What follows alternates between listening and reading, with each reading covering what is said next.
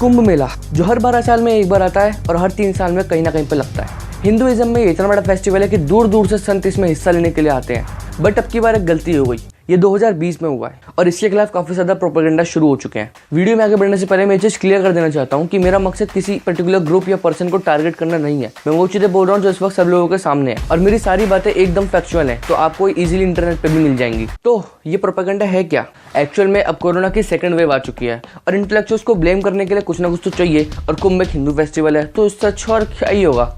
हर तरफ बस यही कहा जा रहा है कि सेकंड वेव में कुंभ ही रिस्पॉन्सिबल है।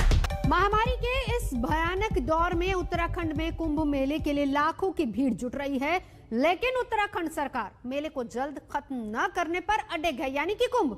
This is a situation where India is on the tipping point of absolute COVID calamity and we cannot allow it.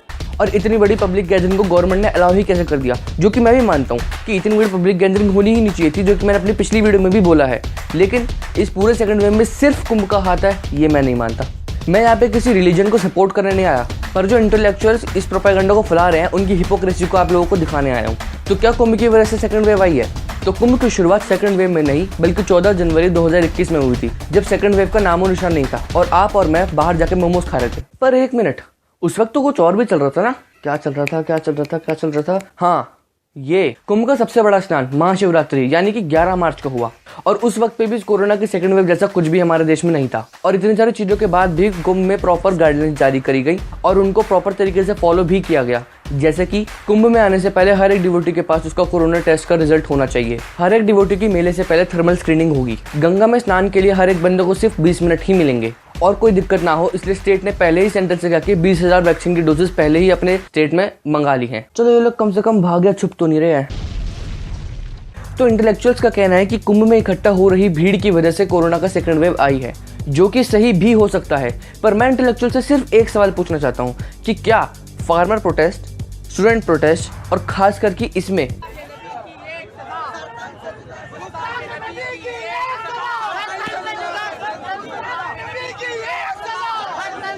ऐसी एक्टिविटीज में कोरोना नहीं फैल रहा?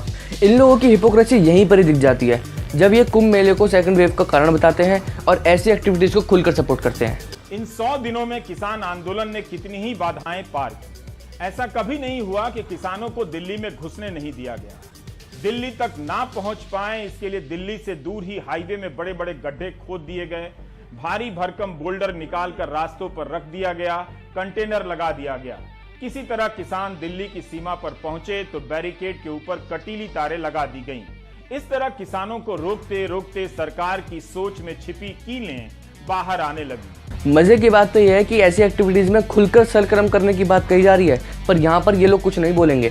इनके लिए जो लॉजिकल क्वेश्चन इनसे पूछ लेता है वो गोदी मीडिया हो जाता है। अगर कोई इंसान इससे ये चीज पूछ ले कि तुम अगर कुंभ मेले के लिए बोल रहे हो तो इन एक्टिविटीज के लिए क्यों नहीं बोल रहे, तो वो उसके लिए गोदी मीडिया हो जाएगा। अगर कोई इनसे ये चीज पूछ ले कि फार्मर प्रोटेस्ट जो तुम कर रहे हो उसका एक्चुअल मीनिंग क्या है, उसको मतलब क्या है, तो उसके लिए वो गोदी मीडिया हो जाएगा। अगर कोई इनसे पूछ ले कि किसी भी तरीके की भीड़ इकट्ठा होना, चाहे वो कुंभ मेला हो या फिर ऐसी कोई एक्टिविटी, ये दोनों ही गलत है, तो वो इनके लिए गोदी मीडिया हो जाएगा। ओए तू गोदी मीडिया है ना? नहीं भाई, मैं तो इंटरनेट पे सिर्फ फैक्ट्स बता रहा हूँ। फैक्ट्स मीडिया में फैक्ट्स चलते होंगे। तूने हिंदुइज्म को सपोर्ट किया ना, तू गोदी मीडिया है। ठीक है भाई, ठीक है, मैं गोदी मीडिया हूँ। ठीक है भाई, ठीक है। DGP of Uttarakhand mister Ashok Kumar ने यह चीज बोली है।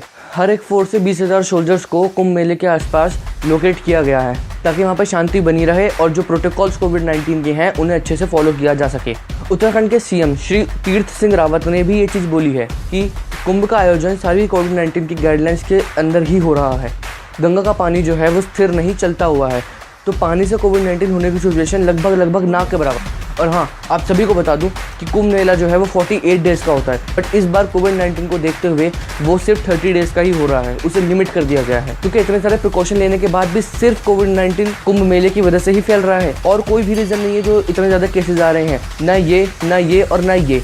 कोई भी इन सबका रीजन नहीं हो सकता जिसकी वजह से हमारे जो देश में कोविड-19 के केसेस बहुत ज्यादा आ रहे हैं। देखो यार, इस वीडियो में मैंने सिर्फ फैक्ट्स पे बात करी है और इस वीडियो को देखने वाले अधिकतर लोगों के पास खुद का दिमाग होगा जिससे वो खुद सोच और समझ सकते हैं। जैसे मैंने इस वीडियो पे फैक्ट्स पे बात करी है, वैसे ही किसी और ने ऐसी वीडियो पे जिसमें वो कुंभ को विरोध कर रहा है उस पे फैक्ट्स पे बात करी हो। डिसीजन आपको लेना है कि किसकी फैक्ट्स ज्यादा सेंस बनाते हैं। यहाँ पे मैं इस चीज को बिल्कुल भी सपोर्ट नहीं कर रहा कि कुंभ करो और खुलेआम करो, कोई गाइडेंस मत रखो। मैं सिर्फ इस चीज को बोल रहा हूँ कि जो हिपोक्रेसी हमारे उसमें चल रही है कि हिंदू फेस्टिवल है तो इसी की वजह से ही हो रहा है और बाकी सबको नेग्लेक्ट करके सिर्फ इस चीज पे ध्यान दो कि सिर्फ इसी की वजह से कोरोना स्प्रेड हो रहा है। ये चीज गलत है। पब्लिक गैदरिंग मैं कभी भी सपोर्ट नहीं करता और नहीं करूंगा। किसी भी तरह की पब्लिक गैदरिंग नहीं होनी चाहिए, बट अगर कुंभ मेले की पब्लिक गैदरिंग नहीं होनी चाहिए तो फिर ये जो हमारे देश में सब चीजें चल रही हैं इनमें भी पब्लिक गैदरिंग को खत्म कर देना चाहिए। अगर आपको इस वीडियो से थोड़ी सी भी इन्फॉर्मेशन मिली है तो इस वीडियो को लाइक करो। अगर आपको हमारी मेहनत अच्छी लगती है तो इस चैनल को सब्सक्राइब करो और हाँ, इस वीडियो को शेयर करो और लोगों को ये चीज बताओ कि कुंभ मेले के खिलाफ हो रहे इस प्रोपेगेंडा के बारे में जानकारी रखना गलत नहीं है।